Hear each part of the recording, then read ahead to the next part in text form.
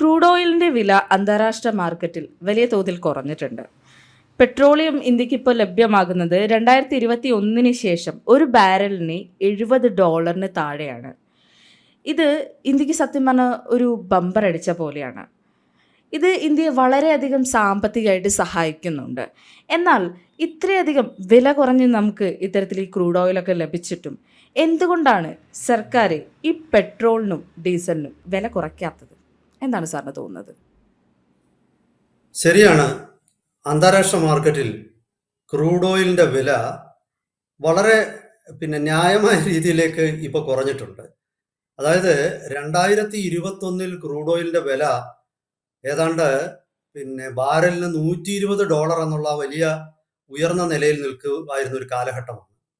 അധികം കൊല്ലമൊന്നും ആയിട്ടില്ലെന്ന് ഓർക്കണം, ഏതാണ്ട് 4 കൊല്ലത്തിന് മുമ്പ്.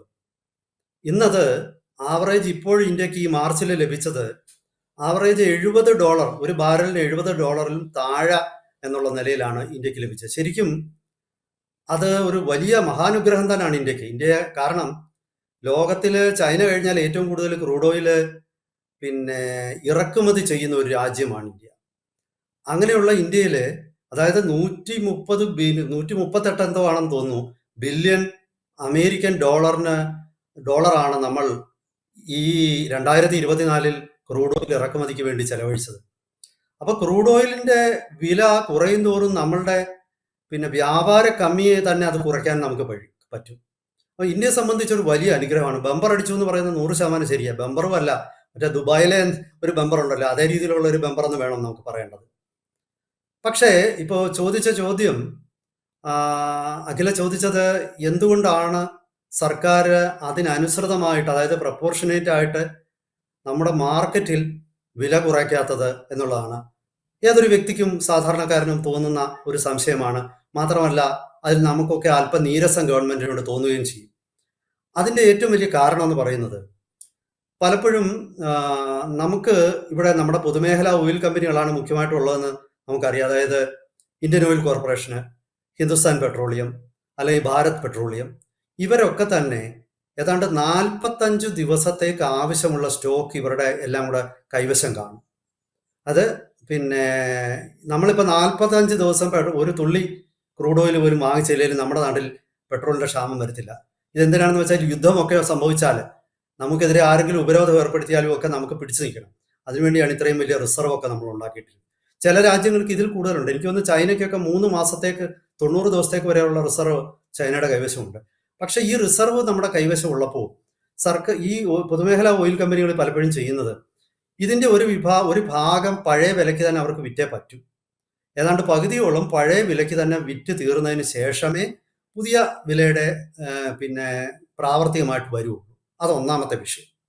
അപ്പോൾ ഈ സ്റ്റോക്കാണ് കൈവശമുള്ള ഹ്യൂജ് സ്റ്റോക്ക്, വലിയ വിലയ്ക്ക് വാങ്ങിച്ച സ്റ്റോക്കാണ് ഇതിനേക്കാൾ ഉയർന്ന, വലിയതെന്ന് ഞാൻ പറയുന്നില്ല, ഇതിനേക്കാൾ ഉയർന്ന വിലയ്ക്ക്, ഇപ്പോഴത്തെ വിലയേക്കാൾ ഉയർന്ന വിലയ്ക്ക് വാങ്ങിച്ച സ്റ്റോക്ക്, അതിന്റെ ഒരു ഭാഗം അവർക്ക് വിറ്റ് തീർക്കേണ്ടതുണ്ട്, ഒന്നാമത്തേത്.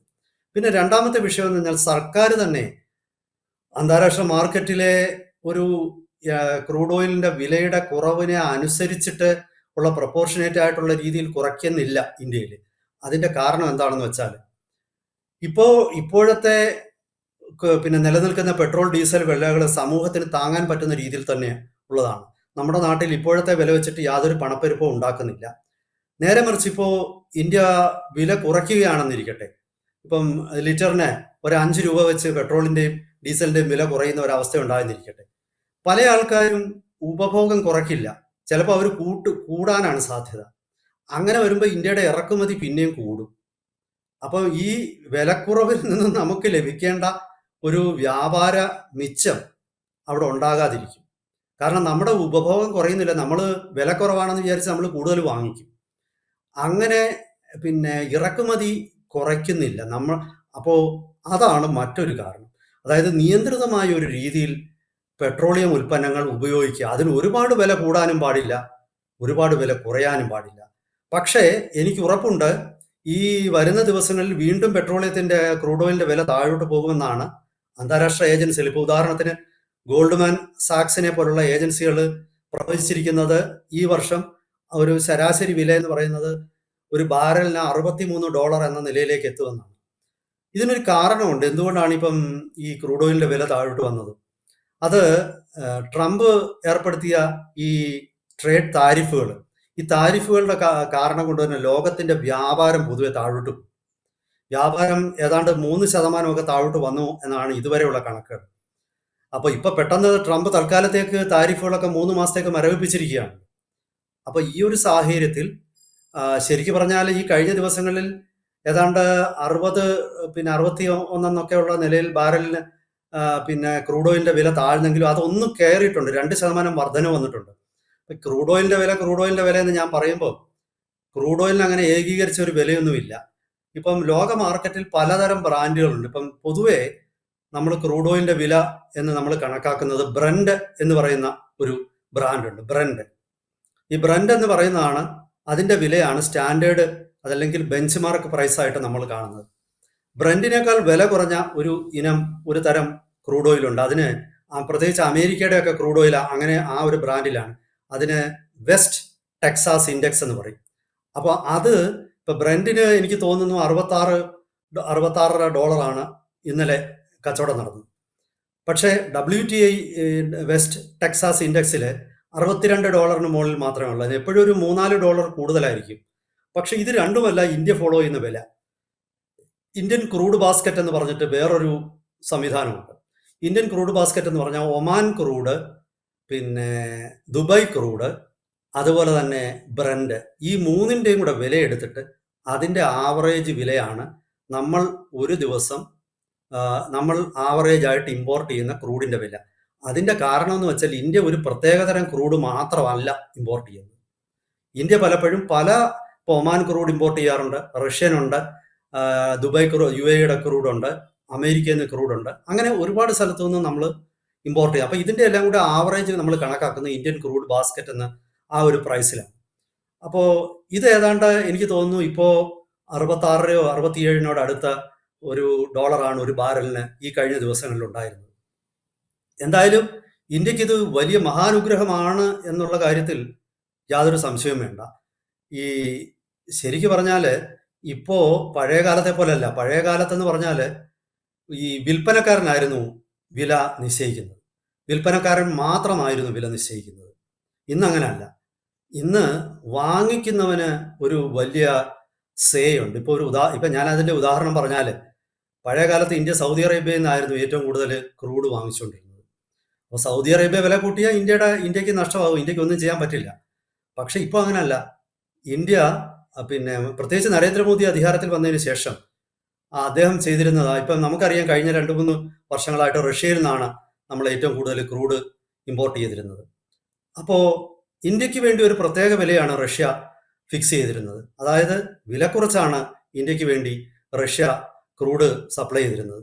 അതുപോലെ തന്നെ പിന്നെ അമേരിക്കയിൽ നിന്നും മറ്റു രാജ്യങ്ങളിലും ഒക്കെ തന്നെ ഇന്ത്യക്ക് സ്പെഷ്യൽ റേറ്റിലാണ് ഇന്ത്യക്ക് ക്രൂഡ് ലഭിക്കുന്നത്. അപ്പോൾ ഏറ്റവും വലിയ ഉപഭോക്താക്കളിൽ ഒരാൾ, അപ്പം നമ്മളിപ്പം ഒരു പലചരക്ക് കടയിൽ പോയി നമ്മൾ സാധനം വാങ്ങിക്കാതിരിക്കട്ടെ, നമ്മളാണ് ആ കടയിലെ ഏറ്റവും വലിയ ഉപഭോക്താവെങ്കിൽ നമുക്കൊരു വിലക്കുറവ് ഡിമാൻഡ് ചെയ്യാം. കാരണം നമ്മളുടെ ഒരു കച്ചവടം നഷ്ടപ്പെട്ടാൽ ഈ കടക്കാരന് വലിയ നഷ്ടമായിരിക്കും. ഇപ്പോൾ ഇന്ത്യ ആ ലെവലിലേക്ക് ഇന്ത്യ മാറിക്കഴിഞ്ഞു. അതുപോലെ തന്നെ ഈ ക്രൂഡ് ഉൽപ്പാദിപ്പിച്ചതുകൊണ്ട് മാത്രം കാര്യമില്ല, അത് റിഫൈൻ ചെയ്തെടുക്കണം. ഈ ക്രൂഡിൽ പല തരം സാങ്കേതികതകളൊക്കെ ഉണ്ട്. ഇപ്പൊ സ്വീറ്റ് ക്രൂഡ് എന്ന് പറയും, സവ, അതായത് ചവർപ്പുള്ള സവ എന്ന് പറഞ്ഞു കഴിഞ്ഞാൽ ചവർപ്പെന്നാണ് ആ ഇംഗ്ലീഷ് വാക്കിന്റെ അർത്ഥം. അങ്ങനെയുള്ള ക്രൂഡുണ്ട്. അപ്പം ഇത് സ്വീറ്റ് ക്രൂഡ് എന്ന് പറയുന്നതിൽ സൾഫറിന്റെ അംശം കുറവായിരിക്കും. പക്ഷെ സവ ക്രൂഡ് എന്ന് പറയുന്നതിൽ സൾഫറിന്റെ അംശം കൂടുതലായിരിക്കും. സൾഫറിന്റെ അംശം കുറവുള്ള ക്രൂഡ് നമുക്ക് റിഫൈൻ ചെയ്യാൻ വളരെ എളുപ്പമാണ്. അതായത് സൾഫറിന്റെ അംശം കുറവുള്ള ക്രൂഡിൽ നിന്ന് നമുക്ക് വളരെ വേഗത്തിൽ, വളരെ ആയാസരഹിതമായിട്ട്, ചെലവ് കുറഞ്ഞ രീതിയിൽ പെട്രോളും ഡീസലും ഒക്കെ ഡിസ്റ്റിൽ ചെയ്തെടുക്കാം, ഉൽപ്പാദിപ്പിക്കാം. പക്ഷെ ഞാൻ ഈ പറഞ്ഞ ചവർപ്പ് ക്രൂഡാണെങ്കിൽ കുറച്ചുകൂടെ ബുദ്ധിമുട്ടാണ്, അതിന് കൂടുതൽ ചെലവ് വരും. അപ്പം അതനുസരിച്ച് ക്രൂഡിന്റെ വിലയ്ക്ക് വ്യത്യാസമുണ്ട്. അപ്പം ഇത് ചെയ്യാനുള്ള ടെക്നോളജി വേണം. ഇന്ന് ഇന്ത്യയുടെ ഒരു അഡ്വാൻറ്റേജ് എന്ന് പറയുന്നത് ഇതിന്റെ ടെക്നോളജി, റിഫൈനിങ് ടെക്നോളജിയിൽ ലോകത്തിലെ തന്നെ ഏറ്റവും പ്രമുഖ രാജ്യമാണ് ഇന്ത്യ. ശരിക്കും ലോകത്തിലെ ഏറ്റവും വലിയ റിഫൈനറി അംബാനിയുടെ ജാംനഗറിലെ റിഫൈനറിയാണ്. ചുരുക്കി പറഞ്ഞാൽ ക്രൂഡ് ഓയിൽ, അതായത് എണ്ണയുടെ ഒരു സാങ്കേതികത്വങ്ങളിൽ ഇന്ത്യ വളരെ മുന്നിലാണ്. ഊർജത്തിന്റെ സാങ്കേതികതയിൽ പരിചയസമ്പന്നരായ ടെക്നീഷ്യൻസും ടെക്നോളജിയും ഇന്ത്യക്കുണ്ട്. എന്നിരുന്നാൽ തന്നെയും അന്താരാഷ്ട്ര മാർക്കറ്റിൽ വില കൂടിയാൽ നമുക്ക് കുറച്ച് ബുദ്ധിമുട്ടുണ്ട്. അപ്പോൾ ഇപ്പം നമുക്ക് ശരിക്കും പറഞ്ഞ ഒരു ഡബിൾ ബോണസ് ആണ്. അതായത് അന്താരാഷ്ട്ര മാർക്കറ്റിൽ വില കുറഞ്ഞു, ഇന്ത്യക്ക് വീണ്ടും സ്പെഷ്യൽ റേറ്റ് കിട്ടാൻ സാധ്യതയുണ്ട്. പക്ഷെ ഞാൻ കരുതുന്നത് തൽക്കാലത്തേക്ക് സർക്കാർ വില കുറയ്ക്കുന്നില്ല. ഇതിൽ നിന്നുള്ള ലാഭം മറ്റു ക്ഷേമ പദ്ധതികളിലേക്ക് സർക്കാർ ഉപയോഗിക്കാം. അതുപോലെ തന്നെ വരും ദിവസങ്ങളിൽ വീണ്ടും വില താഴോട്ട് പോവുകയാണെങ്കിൽ നിശ്ചയമായിട്ടും ഒരു 2 രൂപയെങ്കിലും ലിറ്ററിന് പെട്രോളിനും ഡീസലിനും കുറയും എന്ന് തന്നെയാണ് ഞാൻ കരുതുന്നത്. എന്തായാലും നല്ല ദിവസങ്ങൾ തന്നെയാണ് ഇന്ത്യക്കിപ്പോൾ, അതിൽ സംശയമില്ല. കൂടുതൽ വാർത്തകളും വിശേഷങ്ങളും നിങ്ങളിലേക്ക് എത്താൻ ABC മലയാളം സബ്സ്ക്രൈബ് ചെയ്യുക, ബെൽ ബട്ടണും അമർത്തുക.